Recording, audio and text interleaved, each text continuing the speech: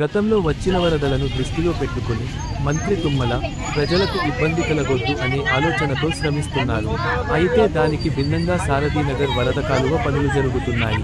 దాన్ని నిరసిస్తూ ఆ ప్రాంత ప్రజలు రోడ్లపైకి వచ్చి ధర్నా చేశారు. కానీ కొత్తగా బీరప్పగుడి నుండి సుమారు 2 కిలోమీటర్లు కాలువ నిర్మించి ఎగువకు నీళ్లు ఎలా తరలిస్తారు అనేది స్థానికుల వాదన. దీనివల్ల పద్మావతినగర్, వెంకటేశ్వరనగర్, ఆటోనగర్, సారథినగర్ ప్రాంతాలు మునిగే ప్రమాదం ఉందని, ఈ నిర్మాణం మార్పు చేయాలి అని ప్రజలు కోరుతున్నారు. అధికారుల అనాలోచిత నిర్ణయాల వల్ల ప్రజాధనం దుర్వినియోగం అవుతున్నాయి. ప్రజల ఇండ్లను ముంపుకు గురి చేసే వరద కాలువ నిర్మాణాన్ని అడ్డుకొని తీరుతాం. ఇది ప్రారంభమాత్రమే. ప్రభుత్వం స్పందించకుంటే ఆందోళన ఉధృతం చేస్తాం, ప్రాణత్యాగానికి కూడా వెనుకాడమని స్థానిక కార్పొరేటర్ తోట రామారావు హెచ్చరించారు. తెలంగాణ ఏర్పడిన తర్వాత దినదిన అభివృద్ధి చెందుతున్నటువంటి తెలంగాణలో భాగంగా హైదరాబాద్ తర్వాత ఖమ్మం మహానగరంగా వెలిగిపోతుంది.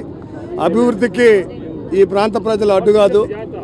అభివృద్ధిలో భాగంగా అభివృద్ధి పేరు చెప్పి అటు పాలకులు ఇటు జిల్లా యంత్రాంగం చేసే తప్పిదం వల్ల ఎప్పుడో బురాణపురం మాయలగూడెం కలెక్టరేట్ కానించి కలెక్టర్ గారి క్యాంప్ ఆఫీస్ నుంచి పక్క నుంచి కాలువని వరద కాలువని ప్యారడైజ్ డాబా పక్కన జేపీఎస్ స్కూల్ పక్క నుంచి పోయేది 100 సంవత్సరాల మట్టి.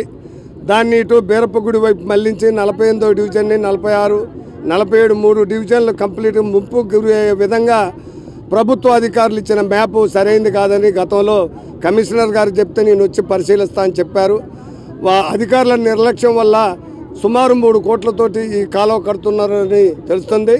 ప్రభుత్వ ధనం ప్రజాధనం వృధా కావటమే కాకుండా ప్రభుత్వ అధికారుల నిర్లక్ష్యంతో ఈ ప్రాంతాన్ని ముంచడానికి కాలువ తూర్పు దక్షిణం నుంచి ఉత్తరానికి పంపే విధంగా పల్లవ నుంచి ఎత్తుకు పంపే విధంగా ఈ కాలువ నిర్మాణం చేస్తున్నారు. ఇది నిర్మాణం పూర్తయితే కలెక్టరేట్ కానించి వచ్చిన మురికి నీరు మొత్తం ఇక్కడ ఇళ్లలోకి వచ్చి ఇక్కడ ప్రజలు జనజీవన స్రవంతంత ఇబ్బంది పడే పరిస్థితి ఉందనే ఉద్దేశంతో వాళ్ళు హెచ్చరించినా వినటం లేదని ఈరోజు వందలాది మంది సోదరీమణులు సోదరులు ఇక్కడ ఉన్నటువంటి బాధితులతోటి రోడ్డు ఎక్కడం జరిగింది.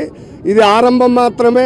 ఇప్పటికైనా ప్రభుత్వ అధికారులు పరిశీలించి ఈ కాలువని అసలైన మార్గం నుంచి పంపించకపోతే ఇక్కడ ప్రాంత ప్రజల ప్రాణాలకు తెగించైనా అడ్డుపడి ఇక్కడ పనుల్ని అడ్డుకుంటామని మీ ద్వారా ప్రభుత్వాన్ని హెచ్చరిస్తూ ఉన్నాం.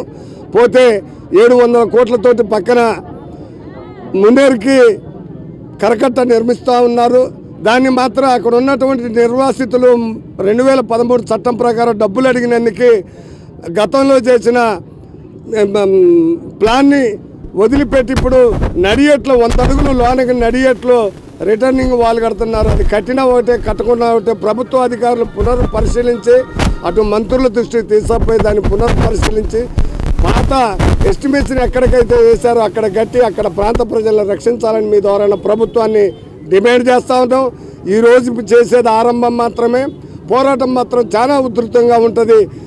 ఇక్కడ కొంతమంది ప్రాణాల తెగించైన పోరాటానికి సిద్ధంగా ఉన్నారు, ఇల్లు ముంచుకోవడానికి సిద్ధంగా లేరు. 10 సార్లు ఫ్లడ్ ఎదుర్కొని కోట్ల రూపాయలు లక్షల రూపాయలు నష్టం పోయి అడక్క తినే పరిస్థితిలో ఉన్నారు. ఇళ్ళకి మురికి నీళ్ళు వచ్చే విధంగా అయితే ఏ పౌరుడు ఇక్కడ సహించే పద్ధతిలో లేరని మీ ద్వారా ప్రభుత్వాన్ని హెచ్చరిస్తూ ఉన్నాం.